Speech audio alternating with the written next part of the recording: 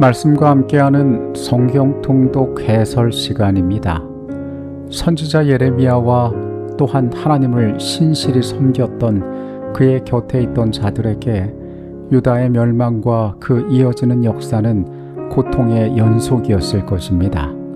어디에서도 말씀에 귀를 기울이는 자를 찾아볼 수가 없었습니다.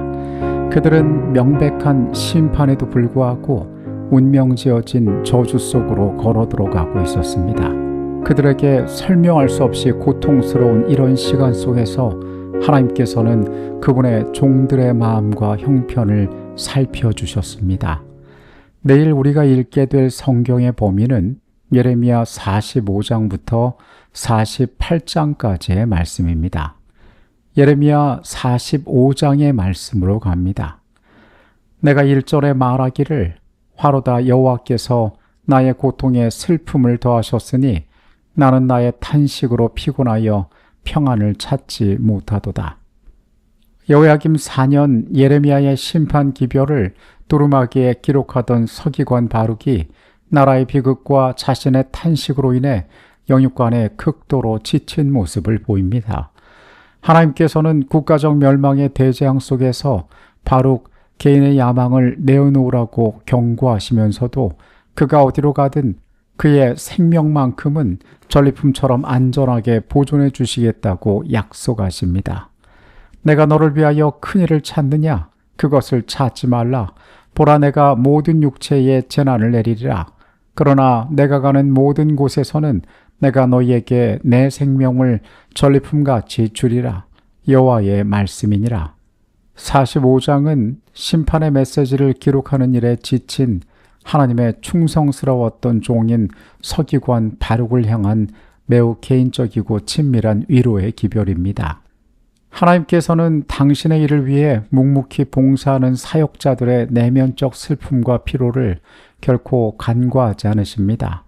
세상의 큰일을 구하는 사리사욕을 버리고 오직 하나님만을 의지할 때 큰 위기 가운데서도 하나님은 충성된 종을 온전히 지켜주십니다. 예레미야 46장의 말씀으로 갑니다. 처녀딸 애굽이여 길앗으로 올라가서 유양을 취하라. 내가 치료를 많이 받아도 효력이 없어 낫지 못하리라. 46장부터 51장까지는 유다 주변 열방을 향한 하나님의 심판이 나타나 있습니다. 그 첫 번째로 갈그미스 전투에서 바벨론에 패배할 애굽의 몰락이 선포됩니다. 애굽이 자랑하던 강력한 군대와 우상들이 무너질 것이나 그 와중에도 하나님의 백성인 야곱에게는 두려워하지 말라 하시며 정당한 법도 안에서 징계하시고 그들을 반드시 회복시키실 것을 약속하십니다. 내 종 야곱아 두려워하지 말라. 이스라엘아 놀라지 말라. 보라, 내가 너를 먼 곳에서 구원하여 내 자손을 포로된 땅에서 구원하리니 야곱이 돌아와서 평안하며 걱정 없이 살게 될 것이라. 그를 두렵게 할 자 없으리라. BC 605년에 있었던 애굽과 바벨론의 충돌은 그 이후에 역사의 흐름을 바꿔놓은 전투였습니다.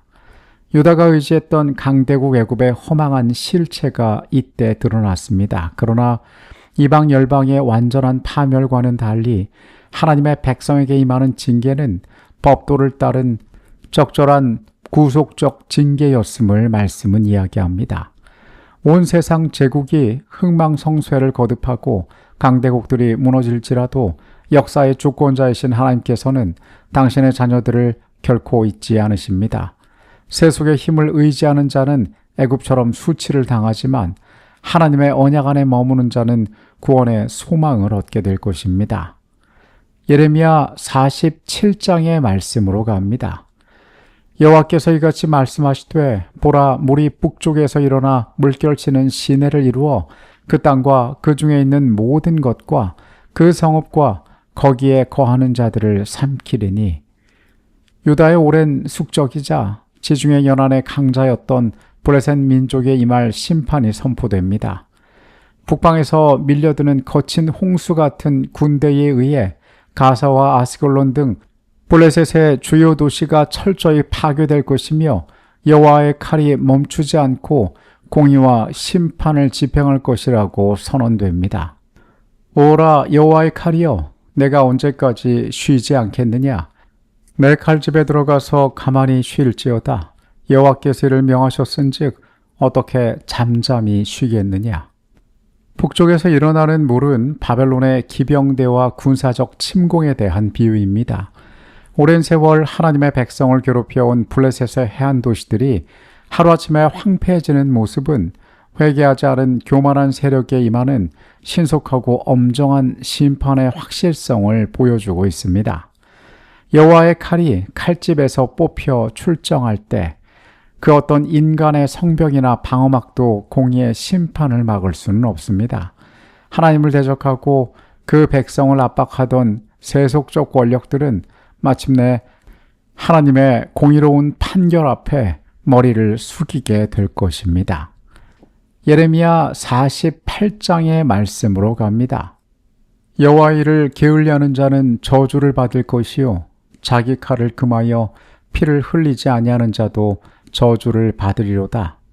모압은 젊은 시절부터 평안하고 포로가 되지 아니하였으므로 마치 술이 그 찢기 위에 있고 이 그릇에서 저 그릇으로 옮기지 않음 같아서 그 맛이 남아있고 냄새가 변하지 아니하였도다. 롯의 후손이자 유다의 동쪽 이웃인 모압에 대한 엄중한 심판이 나와 있습니다. 모압은 침략을 받지 않아 술이 그 찌꺼기 위에 있고 이 그릇에서 저 그릇으로 옮기지 않은 것처럼 안일함과 우상숭배 그리고 자만심에 빠져 있었습니다. 하나님께서는 그들의 교만을 꺾으시고 모압을 깨진 그릇처럼 만드실 것이나 말일에는 그 포로를 돌아오게 하실 것이라는 긍정의 기별을 남겨주셨습니다. 우리가 모압의 교만을 들었나니 심한 교만 곧 그의 자고와 오만과 자랑과 그 마음에 거만이로다. 그러나 내가 마지막 날에 모압의 포로를 돌려보내리라. 여호와의 말씀이니라. 모압은 그들이 가진 지리적 이점 때문에 큰 시련 없는 평안을 누렸지만 이것이 영적으로 심한 교만을 닿게 하였습니다. 액체를 이 그릇에서 저 그릇으로 옮기며 찌꺼기를 걸어내듯 정화와 시련을 거치지 않은 자는 부패하기 쉽습니다. 10절은 하나님의 거룩한 과업을 건성으로 다루는 태도에 대한 엄중한 경고로 주어졌습니다. 예레미야 45장부터 48장은 개인적 낙담 속에 큰일을 찾지 말고 하나님이 주시는 생명의 보존에 만족하라는 바룩을 향한 위로와 애굽의 허망한 몰락과 야곱을 향한 징계 속 구원 약속 그리고 블레셋에 임하는 여호와의 쉬지 않는 칼날 거기에 안일함과 교만 속에 무너진 모압에 대한 심판과 긍휼의 문제에 대하여 다루고 있습니다. 세상의 부귀나 강대국의 힘, 안일한 평안과 교만을 의지하는 자는 반드시 심판을 맞이하게 되어 있습니다. 혼란할 때일수록 자신의 사리사욕과 큰일을 구하는 마음을 내려놓고 비록 시련이 거칠지라도 하나님의 법도 안에서 정결하게 함을 받아 주님의 신실한 구원을 우리는 바라봐야 할 것입니다. 모두에게 평안한 밤이 되시기를 바라겠습니다. 내일 다시 돌아오도록 하겠습니다. 하나님, 이 땅의 주관자가 오직 주님뿐이심을 우리가 잊지 않게 하여 주시옵소서. 사람을 두려워하지 않는 자가 되게 하여 주시옵소서. 진리를 깨닫고 진리 안에서 인간의 구속이 어떠하든 우리가 바라보는 하나님의 구속이 내 안에 영원히 있음을 우리가 잊지 않게 하여 주시옵소서. 예수 그리스도 이름으로 기도합니다. 아멘.